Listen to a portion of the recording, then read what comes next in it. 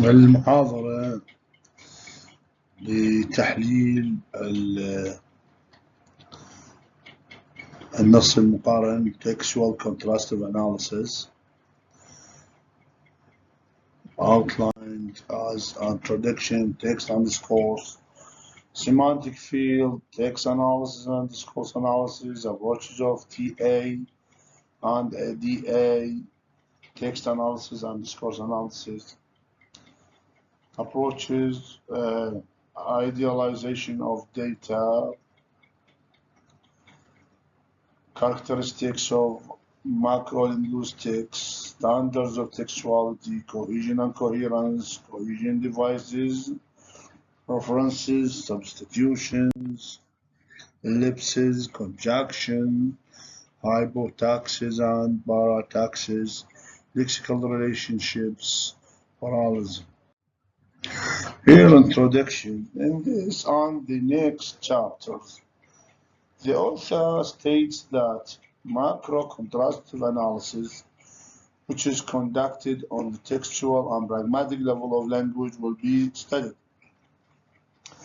Here, the idealization of data, as Lyons calls, is the removal of aspects which are seen either as irrelevant or as complicating factors, and it is one of the ways through which data can be idealized is decontextualization.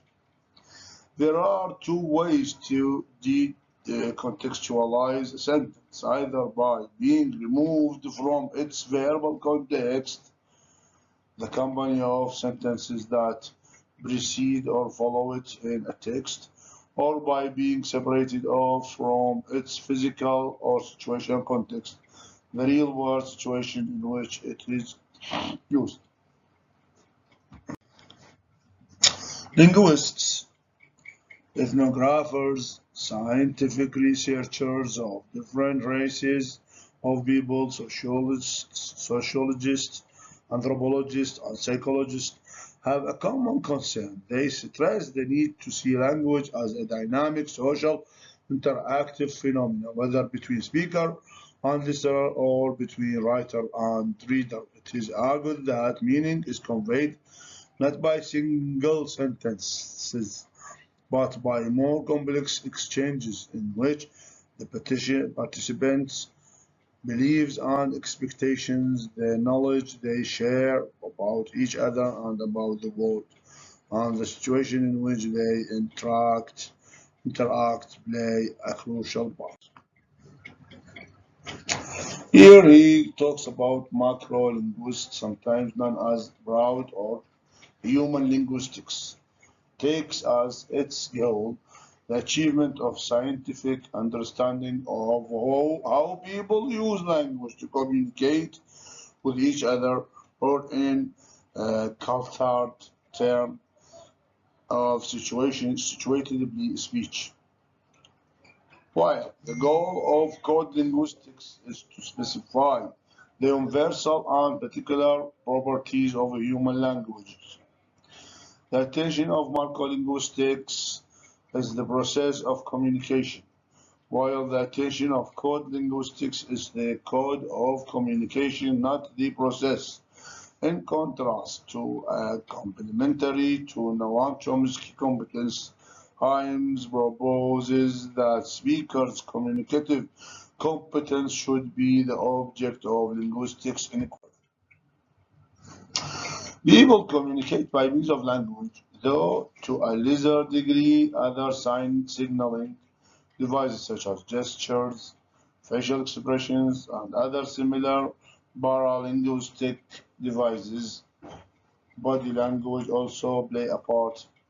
Code linguistics has a major say in any account of the process of verbal communication. Nevertheless, it is not language itself that carries out verbal communication. Knowledge of the code is a necessary condition for verbal communication, since all forms of communication involve the use of some code, but it is not a sufficient condition.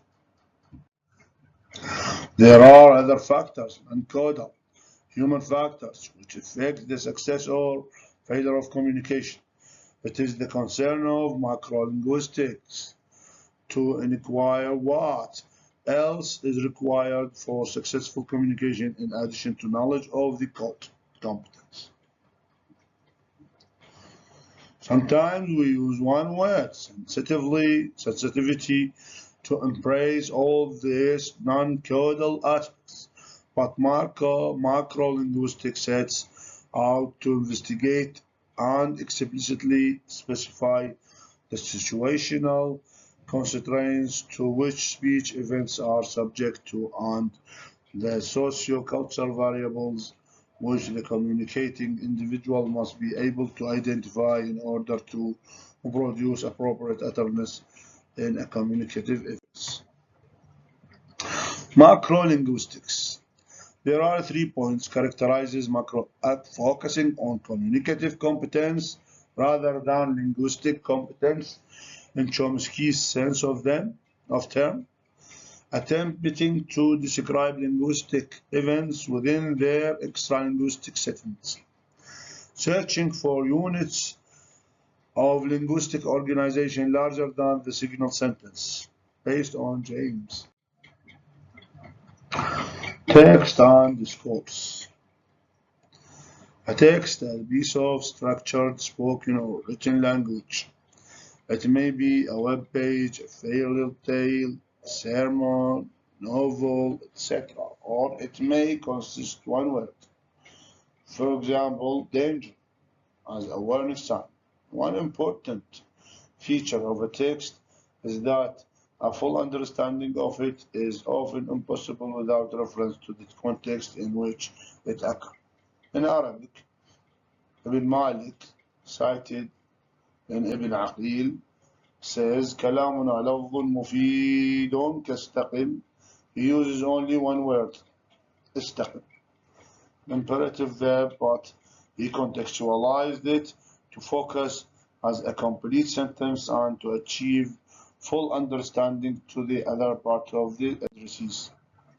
Van Dyck points out that the difference between text and discourse lies in the text is theoretical concept related to a language user competence, while the discourse is a notion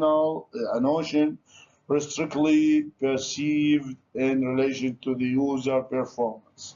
So text, competence, discourse, performance. Text analysis and discourse analysis.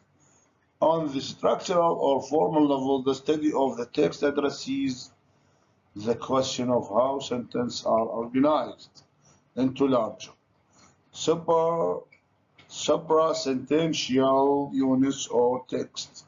This is the field of text analysis. On the functional level, the study of the text focuses on the way in which people put language to use. This is the field of discourse analysis.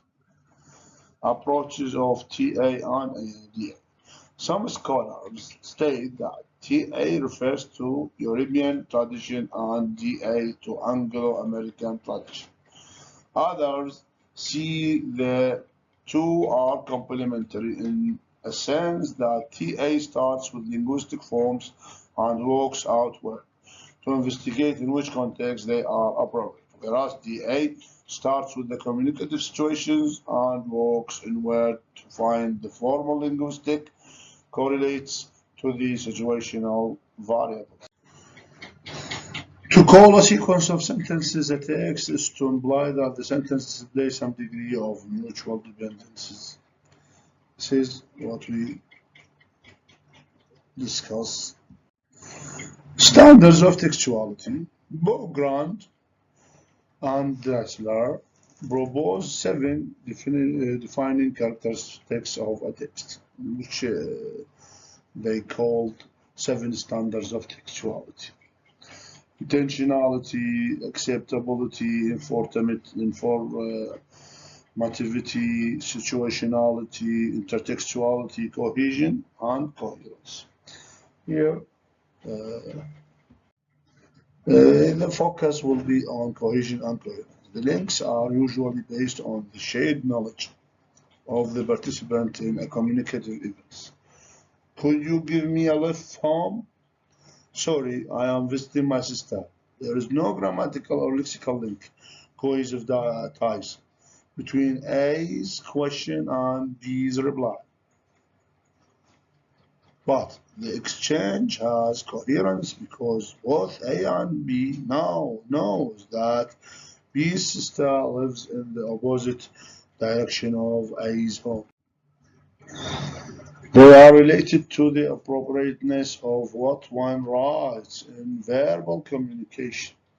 A well-formed sentence can be appropriate to its context in three ways. It can be formally appropriate in not violating the rules of textual organization, functionally appropriate in that it communicates what its speaker intends, or formally as well as functionally inappropriate. Here in Arabic, cohesion can be created by the inflection signs. جاءني غلام زيد الظريف.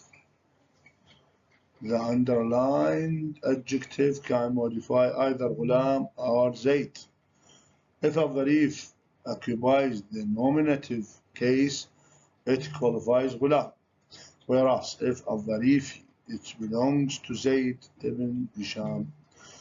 In phrase structure, ambiguity, alternative, constituent structure can be analyzed either as new houses and shops, both are new, or new houses as and shops.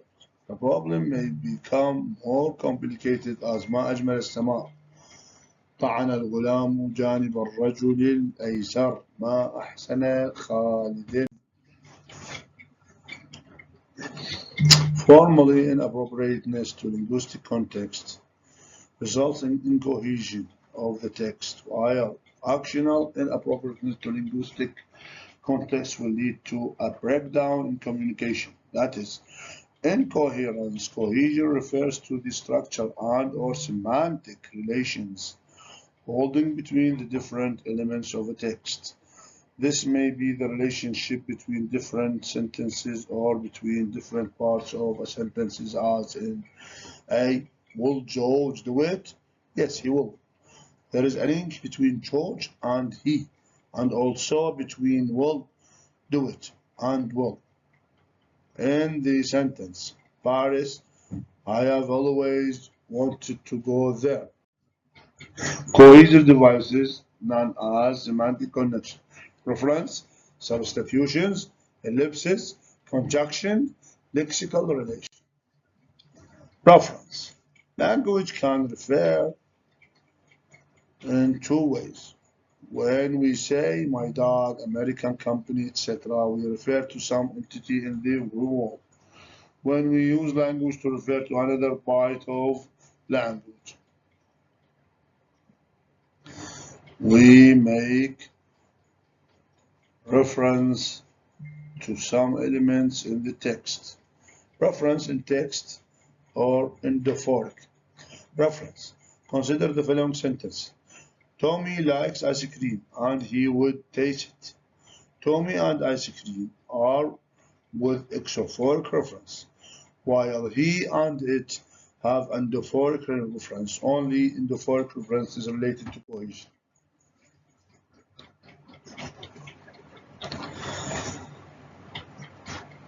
Compare the pronoun he in 1 and 2.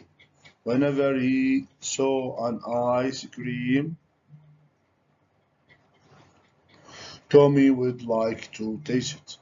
Here, Tommy has exophoric reference and he endophoric reference. This is unacceptable in Arabic, as the judge says, لا يجوز أن يعود الضمير على متأخر لفظا ورتبة. Pronoun cannot refer forward to words, cataphoric reference, background reference, or anticipatory reference.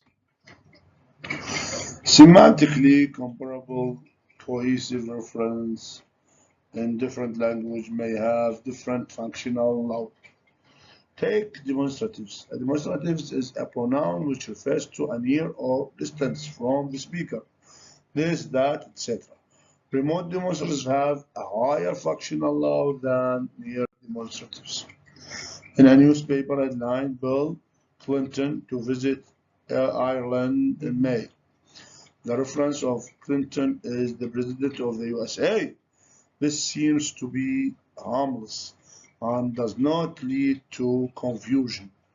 If there is any danger of confusion, we shall use reference. Substitution.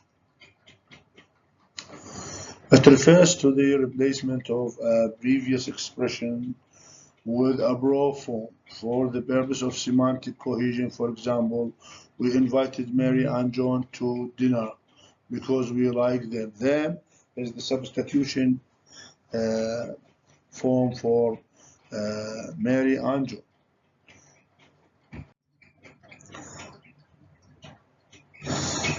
Substitution, a term used in linguistics to refer to the process or results of replacing one item by another at a particular place.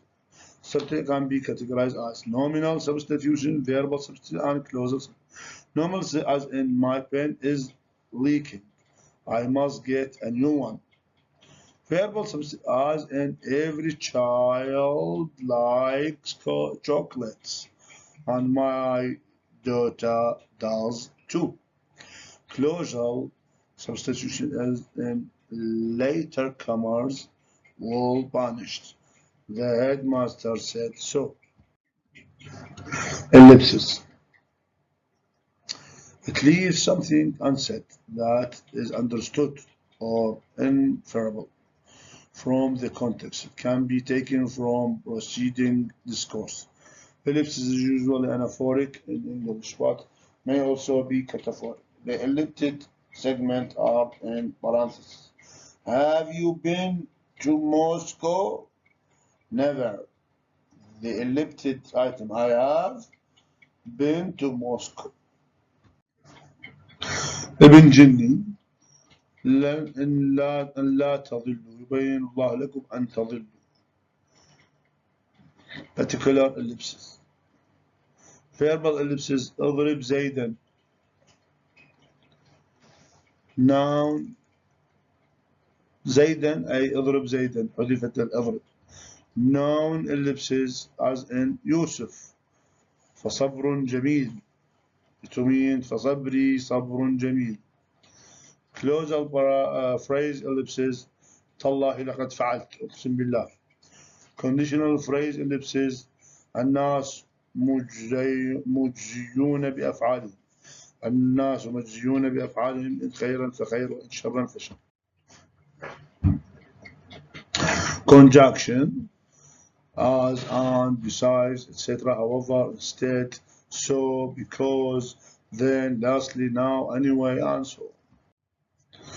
Winter identifies 5 kinds of conjunctive: logical sequence, contrast, doubt and certainty, non-contrast, expansion, hypotaxis and parataxis. They are antithetical linguistic phenomena related to conjunction. Hypotaxis refers to the replacement of related clauses, construction, etc. in a series using connected words. I am high on the walk because this is the way life is going to be. Persuaded people. Parataxis refers to the replacement of related clauses, contraction in a series without using connection words, as in I come, I saw, I conquer. Conjunction for clarifying عطف البيان is utilized to connect words without any connectors to clarify the whole meaning. Al-Farisi states that عطف البيان, the conjunction for clarifying, is used to disambiguate the preceding nouns and is concordated with it. For example, رأيت أبا عبد الله زيدا.